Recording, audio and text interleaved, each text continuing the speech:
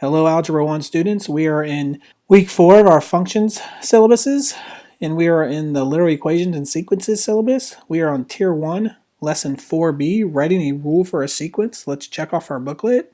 Here we are in Tier 1, Lesson 4b, writing a rule for a sequence. So this is the same sequence if you remember from up here in the previous lesson.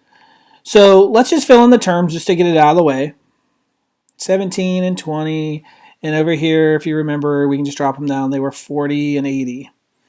Okay, so now we want to write a rule for these things. Okay, and we know that, we added 3 here to each one, added 3 here to each one, and we know that we multiplied each one here by 2.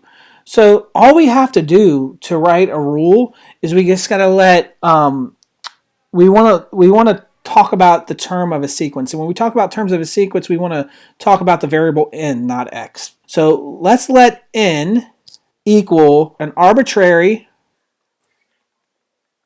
term in our sequence. I'm going to clean this up a little bit. So if we let n do that, then we know that every term, our first term, is always going to be n, right? And that's with both of these sequences. And then we know here when we're writing the rule is just that term plus 3.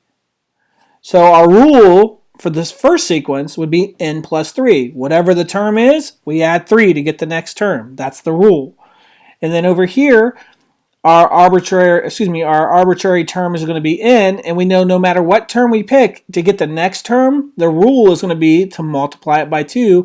And in this case, again, we always, just like we did up here, the 2 goes in front. So that's kind of how we do this. Good luck on your practice set.